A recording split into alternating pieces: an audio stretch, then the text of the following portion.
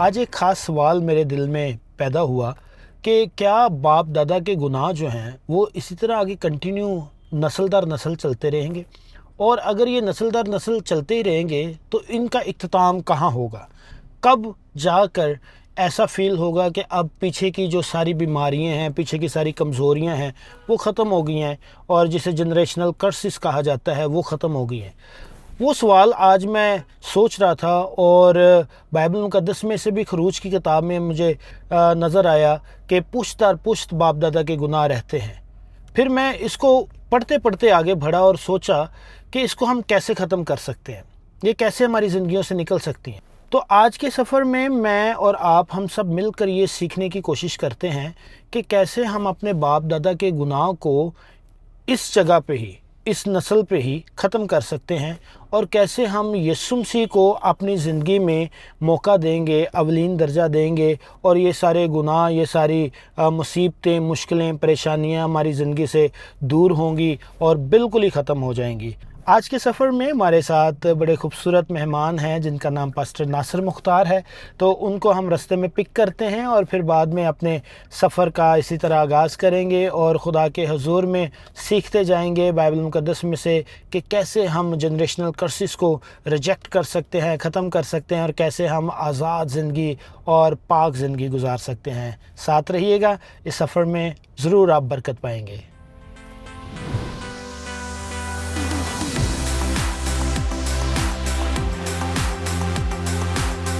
Hello जी, नासिर भाई कैसे हैं आप? ठीक हैं जी। दिल भाई कैसे हैं?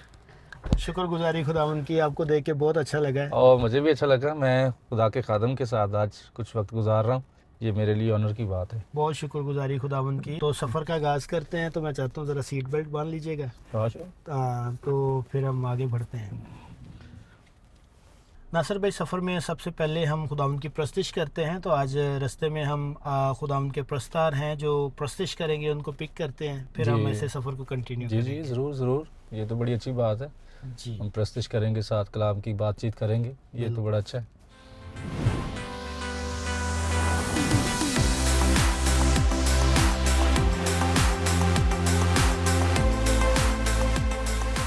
जी ब्रदर नदफ, कैसे हैं आप? ठीक हैं जी अदील भाई, खुदावंद की एरल भाई, शुक्रगुजारी। आप ठीक हैं? बिल्कुल। शुक्रगुजारी। हम मिलकर खुदावंद की प्रस्तिश करेंगे, और मुझे बड़ी खुशी हुई है कि आप हमारे साथ हैं। तो सफ़र का आगाज़ करते हैं, चलते हैं, और सफ़र में ऐसे गाकर खुदावंद के नाम को जलाल देंगे। Hallelujah, praise praise the the lord. जी अदील भाई, बहुत अच्छा ज़बूर है। हम खुदावंद की वर्शिप में सब मिलके गाएंगे, यहोवा मेरे खुदावंद बुजुर्ग नाम तेरा। प्रेज़ द वाह, लॉर्ड। वाह, और वाह। बड़ा खूबसूरत ये ज़बूर है। हाँ, और जब हम प्रस्तिश करते हैं तो साज़ों का इस्तेमाल भी करते हैं। तो नासिर भाई, मेरे पास एक खूबसूरत सा तोहफ़ा है जो मैं चाहूँगा कि पहले वो आपको दिया जाए, तो आप उसका इस्तेमाल करें वर्शिप में। जी। तो हम मिलकर खुदा के नाम को जलाल देंगे। ये वाह, मैंने छुपा के वाह, रखी वाह, हुई वाह, थी। क्या बात है, क्या बात है, क्या बात है। जी नदर भाई। जबरदस्त। जलाल तेरा फलक पर खुदाया कायम है। जलाल तेरा फलक पर खुदाया कायम है।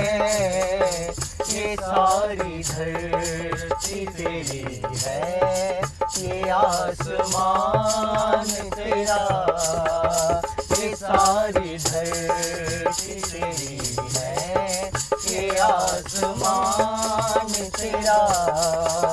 यहोवा मेरे खुदावंद बुजुर्ग नाम तेरा।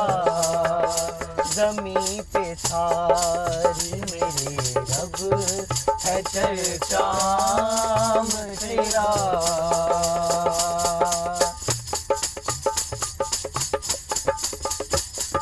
तेरे ही हाथों ने पैदा किया हर एक शय को। तेरे ही हाथों ने पैदा किया हर एक शय को। ये आसमां चांद तारे, ये सब जहान तेरा। ये आसमां चांद तारे, ये सब जहान तेरा। यहोवा मेरे खुदावन बुजुर्ग नाम तेरा। मुखालिफों को दिखाई यूं अपनी कुदरत है। मुखालिफों को दिखाई यूं अपनी कुदरत है। तीर धारों के लब से वह जलाल तेरा।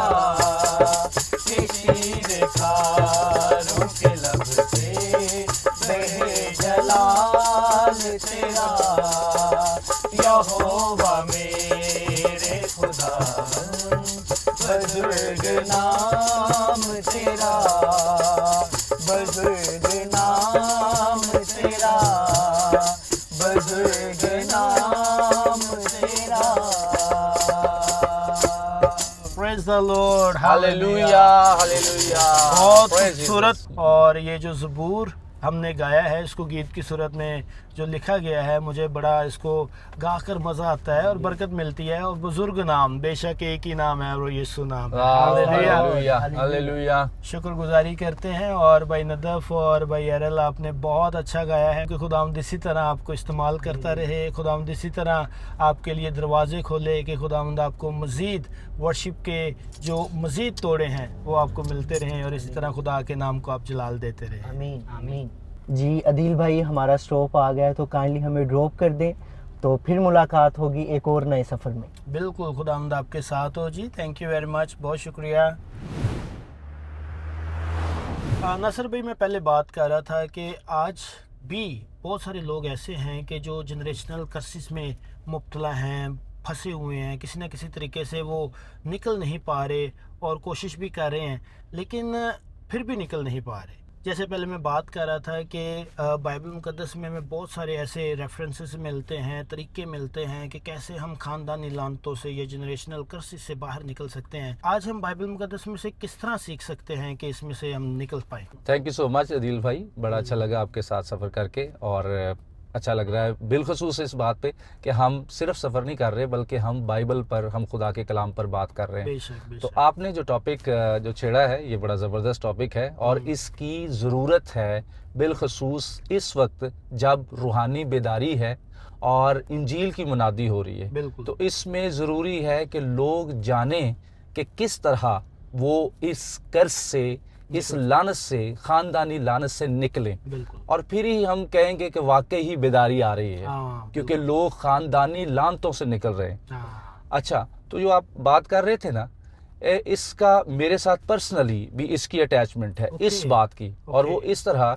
कि 2005 में जब मैंने अपनी ज़िंदगी खुदावंद को दी, ओके। तो इससे पहले कई दहाइयों से हम एक बुज़ुर्ग की हम इबादत करते थे, बंदगी करते थे। वो हमारा ओके। ख़ानदानी वो रिश्तेदार भी था, तो ओके। उसकी कब्र भी बनी हुई थी, हम कब्र की पूजा करते थे। ओके, और ओके। इसके साथ साथ उसका मेला लगता था और चढ़ावे चढ़ते थे, लंगर बांटा जाता था, ये वाला सीन था। और इतना ज़्यादा हम उसमें फंसे हुए थे कि उसकी वजह से हम खुदा से बहुत दूर थे। ओके। अब हमें समझ नहीं आ रहा था कि किस तरह हम इस लानत से निकले, क्योंकि हम तो खुद फंसे हुए थे। हाँ। अब तो कोई आता तो हमें निकालता, हम खुद तो निकल ही नहीं सकते बिल्कुल ऐसे थे। ही तो है। फिर शुक्रगुजारी है, खुदा ने अपने खादम को, जो मेरे पादरी साहब हैं, मेरे उस्ताद मोहतरम हैं, पास्टर हिस्कियल भट्टी साहब जिनका नाम है, वो हमारी फैमिली में आए। उन्होंने हमें खुदा का कलाम सुनाया, ज़बरदस्त। उन्होंने मसीह की मुनादी की, उन्होंने यस्सु के लहू की कुदरत के बारे में जब हमें बताया, वाह।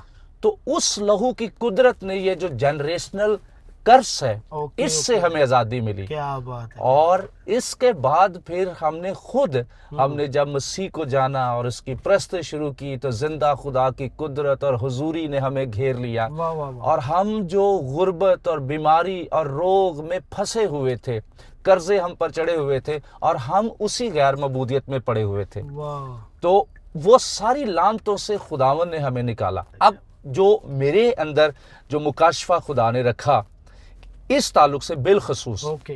तो वो ये है कि ये वाला जो काम, ये जो कर्ज जो ख़ानदानी जो लानत है, हाँ जो जनरेशनल कर्स है, जो नस्ल दर नस्ल वेरी करती है, बिल्कुल। चलती है, ठीक है।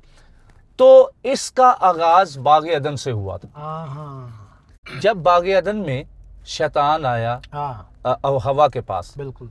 तो वहां से नाफरमानी शुरू हुई। हाँ और ऐसी नाफरमानी शुरू हुई कि खुदा ने आदम और हवा की केयर तो की, हाँ लेकिन उनको आदम और हवा को खुदा ने बाग अदन में नहीं रखा। हाँ उसकी वजह क्या थी? क्योंकि उनके ब्लड में नाफरमानी आ गई थी। हाँ अब वो जो नाफरमानी थी उसकी वजह से उनको बाग अदन से निकाला, और जैसे ही बाग अदन से निकाला, अब वही आदम और हवा जिनको खुदा ने अपने लिए बनाया, अपनी फेलोशिप के लिए बनाया, रोज उनसे मुलाकात करे, रोज उनसे बातचीत करे, लेकिन जैसे ही ये नाफरमानी, ये गुनाह उनकी जिंदगी में आया, एक तो वो बाग अदन से महरूम हुए, और जब वो बाग अदन से बाहर आए तो उनकी जिंदगी जैसी खुदा चाहता था वैसी नहीं रही। हाँ बिल्कुल।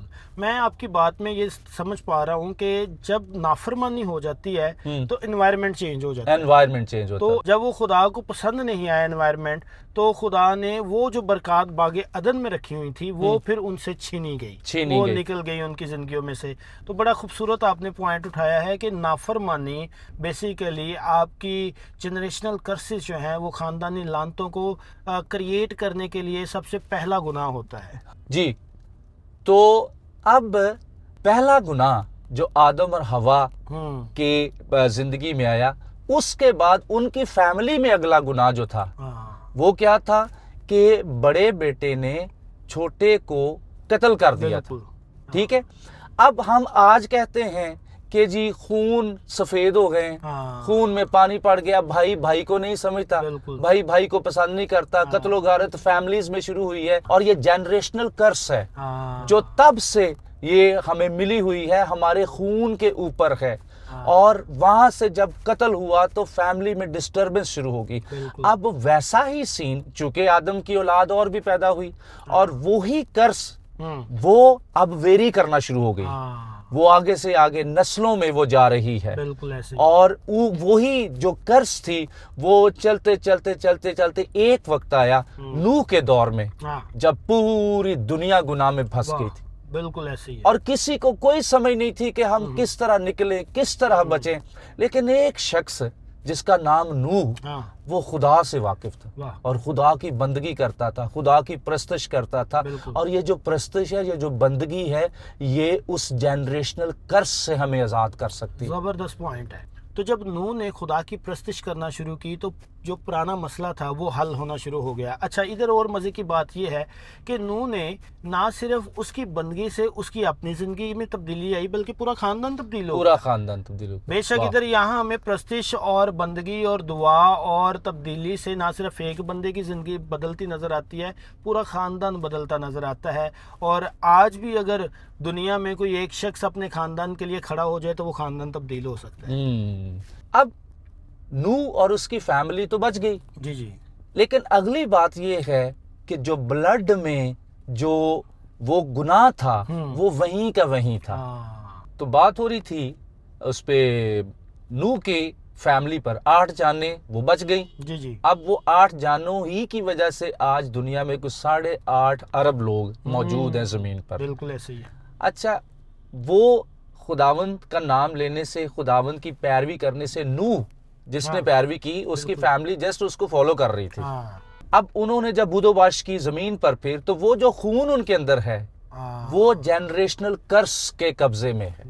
ओके ओके ओके, ठीक। तो वो जो खून है, उस खून पर इबलीस का कब्जा था। इबलीस उस खून की वजह से, क्योंकि हर माबूद खून मांगता है, और इसकी वजह यह है क्योंकि खून पर तासीरें काम करती हैं।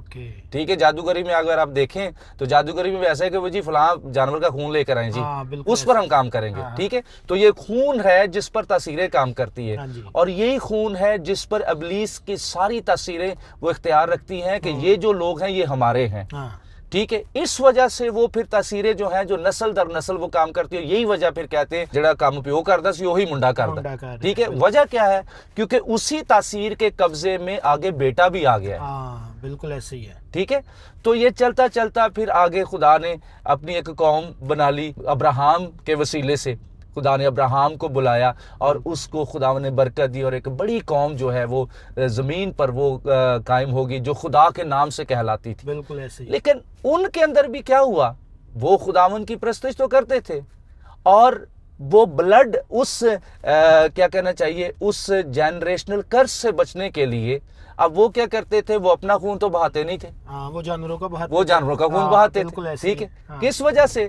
ताकि वो जो जनरेशनल कर्ज है वो हमारे ब्लड के ऊपर से उतर जाए। हाँ। अच्छा, उसके लिए चूंकि कानून एक बन गया था कि जी 1 साल बाद अब आपने कुर्बानी देनी है। हाँ। ठीक है। और वो कुर्बानी जो है वो आपका जो है वो उसके असर को कम कर देगी, क्योंकि ये कानून था खुदा की तरफ से था और खुदावंद इस कानून के मुताबिक उनको माफ भी कर देता। बिल्कुल। अब वो जो खून उनके अंदर चल रहा था, गुनाह तो माफ हो जाता था, बिल्कुल। लेकिन 1 साल बाद वो किसी ना किसी गुनाह में फिर गिर जाते थे। बिल्कुल ऐसे ही है। मुस्तकिल कोई सफाई या क्लीनिंग नहीं है, नहीं थी। वो कहीं ना कहीं गुनाह में गिरते थे। और ज्यादातर होता क्या था कि वो गैर मबूदियत की तरफ जाते थे। बिल्कुल ऐसे ही है। और पीछे क्या था? पीछे इब्लीस बार बार उनको खींचकर उनको अपनी प्रस्तुश के लिए, अपनी बंदगी के लिए वो लेकर आता था।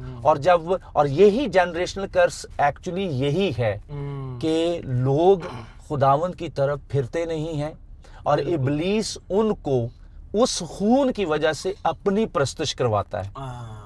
ठीक है। खुदा की तरफ वो नहीं जा सकते जब तक वो ज़ाहिर खून की सफाई नहीं होती। हाँ, वो उस तरह से वो अंदर से वो छुड़ाए ना जाएं, अंदर से बचाए ना जाएं। हाँ। जब वो ब्लड जो उनके अंदर चल रहा है, उस ब्लड को, उस खून को जब तासीरें और कुव्वतें देखेंगी तो वो छोड़कर चली जाएंगी। वो डरेंगी इस बात के लिए कि अब इस खून पर हमारा इख्तियार नहीं। हाँ, बिल्कुल। ठीक है। अब एक और वाकया हुआ, जब लोग खुदा की कौम बनी इसराइल ये मुल्क मिस्र से निकल आए। हाँ जी। और जोशुआ इनकी रहनुमाई कर रहा है। बिल्कुल। ठीक है। और मुल्क किनान में आ गए हैं। हाँ। जब मुल्क किनान में आ गए हैं तो यहाँ पर जोशुआ की किताब है, उसके 24वें बाब की गालबन 15वीं आयत में वहां पर जोशुआ ने स्पेसिफिकली सारी कौम को इकट्ठा किया और उनको कहा कि आज तुम्हारे पास मौका है। आज ही फैसला कर लो।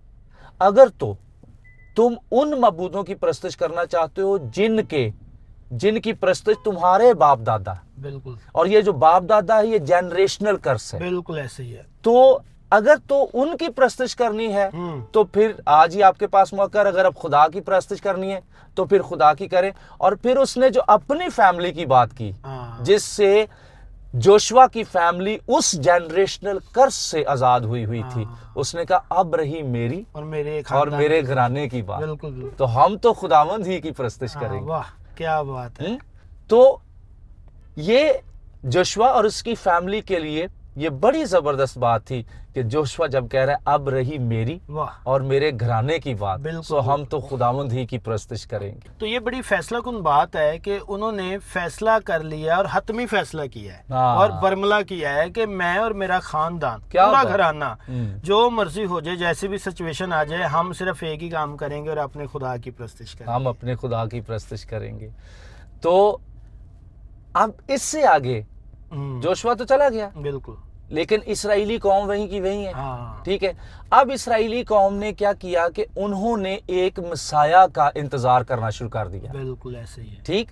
क्योंकि वो उस कर्ज से निकल ही नहीं पा रहे थे और बार बार गुनाह में गिरते, बार बार वो गैर कौमों के माबूदों की पूजा करते और खुदा उनको सजा भी देता। इसके साथ साथ जब गैर कौमें उन पर चढ़ रही थी तो इस दौरानिये में वो मुश्किल में भी थे और जुल्म भी उठा रहे थे और इस दौरानिये में वो बार बार ये भी कहते थे कि मसाया कब आएगा। ठीक। और उस मसाया का वो इंतजार क्यों कर रहे थे? इसलिए कि वो मसाया हमें ये जो गैर कौमों के जो बादशाह हैं इनकी बादशाही से हमें निकालेगा। लेकिन उनको नहीं पता था कि जो आने वाला मसाया है वो सिर्फ ये जिस्मानी और ज़मीनी बादशाह से नहीं आपको छुड़ाने वाला, वो जो इस जनरेशनल कर्स का बादशाह बना हुआ है, उससे छुड़ाए, वो उससे भी छुड़ाने वाला है। वाह वाह वाह वाह, वो क्या उससे भी बात है। तुम्हारी रिहाई देगा, क्योंकि तुम्हारे अंदर जो चलने वाला खून है ये बकरों और बछड़ों के खून से साफ नहीं होगा। वाह। और जितनी देर तक ये खून नहीं अंदर से साफ होता, जनरेशनल कर्स जो है ये बाप दादा से चलती रहेगी। आएगी। उसकी वजह ये है कि वो जो ब्लड है, वो जो खून है, वो अभी तक साफ नहीं हुआ। नहीं हुआ। तो इस ताल्लुक से जैसे कि आपने बड़ी खूबसूरत बात कही है कि खुदावंद यीशु मसीह का आना बहुत ज़रूरी था, और मसाया का जब वो इंतज़ार कर रहे हैं, मैं इधर एकदम मेरे दिल में बात आ रही थी कि उम्मीद फिर भी उनके दिल में थी। ये मैं इस बात से शुक्रगुजारी करता हूँ कि चाहे जैसे भी हालात थे, सिचुएशन जैसी भी थी, एक उम्मीद थी, और उम्मीद उनको इस डगर पे लेकर आई कि खुदा की जो मर्ज़ी थी कि वो अपने बेटे को भेजे, तो खुदा ने अपने बेटे को इस मकसद के लिए भेजा कि ये जो सालाना कुर्बानियाँ हैं, जो बकरों की बछड़ों की कुर्बानियाँ हैं, इनसे इनका छुटकारा हो। और ख़ास तौर पर जैसे आपने पहली बात कही कि वो जो इस खून को अपने कंट्रोल में किए हुए है शैतान, उसको वो ख़त्म करे, उससे छुटकारा दिलाया जाए और इंसान को एक अब्दी ज़िंदगी और मखलसी दी जाए। तो बड़ी मुझे खुशी हो रही है आपकी बातों से, कलाम की ख़ास तौर पर बातों से, कि ये हमें ज़िंदगी को बदल देने वाला जो कलाम है, ये हमारी ज़िंदगियों को मुतासर करता है और तब्दील कर देता है। अच्छा, चूंकि मसाया का वो इंतज़ार कर रहे थे, और जैसे ही मसीह ज़मीन पर आया, तो मसीह ने आकर वो काम किया जो जनरेशनल कर्ज से आज़ाद कर सकता था। इसलिए उसने आकर अपना खून बहाया और सलीब पर जान दी, और वो खून जो बहाना था उसका मकसद ही ये था कि वो तुम्हारे खून को साफ कर दे। वाह वाह वाह।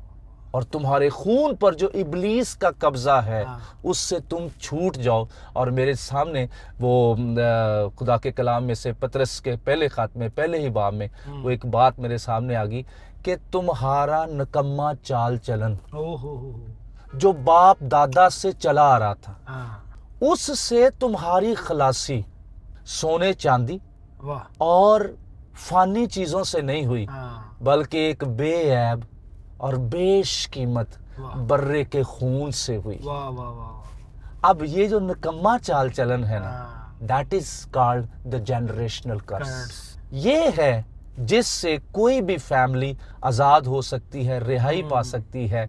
और आज हमारी इस डिस्कशन से मैं यही चाहूँगा कि हमारी ये बातें जहाँ कहीं भी सुनी जाएं, तो ये बातें लोगों तक पहुँचे और वो जाने, वो लोग, वो फैमिलीज जो आज भी नस्ली लानतों में फंसी हुई है। और मैं बिलखुसूस इसमें ऐड करना चाहूँगा कि इस वक्त जो मेडिकल है वो कहती है कि जो शुगर है ये आपके बाप दादा से आपको मिली, ठीक है, दिल के अमराज आपके बाप दादा से मिले, ठीक है, और कोई एस्थमा है वो आपको बाप दादा से मिला। ये आपकी जेनेटिक बीमारी है, ये आपको नस्ल से लगी हुई है। लेकिन मैं ये कहूँगा, अगर कोई आज यस्सु के खून से धुल जाए तो इन जेनेटिक, इन नस्ली बीमारियों से भी आज़ाद हो जाए। बेशक बेशक, ये तो बड़ी ज़बरदस्त बात है। तो मैं इधर एक और बात साथ ऐड करना चाहता हूँ। यीशु मसीह का खून बहाया गया है आपके लिए, मेरे लिए, इस दुनिया के लिए, सबके लिए बहाया गया। तो जब तक हम उस खून को अपनी ज़िंदगी, अपने ख़ानदान, अपने घराने की ज़िंदगी पर अप्लाई नहीं करते, तो हम जो नस्ली बीमारियां हैं, नस्ली ये लानतें हैं, कमज़ोरियां हैं, इनमें से निकल नहीं पाएंगे। क्योंकि देखिए, गिफ्ट तो पड़ा हुआ है, जैसे सामने प्लेट में गिफ्ट पड़ा हुआ है, वो गिफ्ट को रिसीव करना हमारी जिम्मेदारी है। तो जब तक हम उसको रिसीव नहीं करेंगे, अपनी ज़िंदगी पर अप्लाई नहीं करेंगे, तब तक हम इस जेनेटिक प्रॉब्लम से, इस जो नस्ली बीमारियों से और ये सारी जो प्रॉब्लम्स हैं, इनमें से निकल नहीं पाएंगे। और आज भी इन बातों से हम सीखते हैं, चाहे जिस तरह के मर्जी प्रॉब्लम, जैसे आपने पहले गवाही बयान की, लगता नहीं था कि शायद आप ज़िंदगी बदल सके, या लगता नहीं था कि यीशु मसीह आपकी ज़िंदगी में, आपके घराने में आ सके। लेकिन जब आपने यीशु मसीह को कबूल कर लिया, यीशु मसीह को अपना शख्सी निजात दहिंदा कबूल कर लिया, तो ऑटोमेटिकली बदलाव आना शुरू हो गया, ऑटोमेटिकली ज़िंदगी में तब्दीली आना शुरू हो गई। सो आज हम में से भी बहुत सारे ऐसे लोग हैं जो बहुत सारे मुख्तलिफ़ तरीके अपना रहे हैं कि हम किसी तरह ये नस्ली बीमारियों से, नस्ली प्रॉब्लम से निकल सकें, लेकिन फिर वहीं के वहीं अटक जाते हैं, वहीं के वहीं रह जाते हैं, क्योंकि हम शायद यीशु मसीह को मौका नहीं देते। आज भी हमें यीशु मसीह को मौका देने की ज़रूरत है। आज भी वो आपके और मेरे गुनाहों को मुआफ़ करने के लिए तैयार है। उसने तो खून ही इसलिए बहाया है कि वो मेरे और आपके गुनाहों को ख़त्म कर सके और एक अब्दी ज़िंदगी की तरफ हमें लेकर आने वाला हो सके।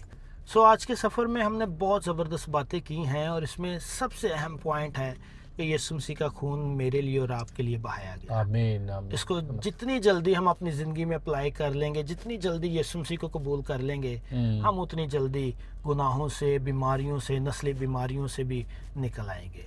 नासिर भाई, बड़ा मज़ा आ रहा है मुझे सफ़र में गुफ्तगू करने का, और मैं पर्सनली फ़ील कर रहा था कि ये सारी बातें जो हैं ये कलाम की बातें हैं, और इसमें मेरे लिए भी ये बातें थी। तो मैं चाहता हूँ कि हम कहीं बैठें और मज़ीद कलाम की बातें सीखें, किस तरह हम खुदावंद के कलाम में से और सीख कर खुदावंद के नाम को जलाल दे सकते हैं। तो अगर आपके पास टाइम है तो हम मिलकर बैठ के तो इस तरह कलाम की बातें मज़ीद सीखते हैं। जी जी, श्योर श्योर, क्यों नहीं।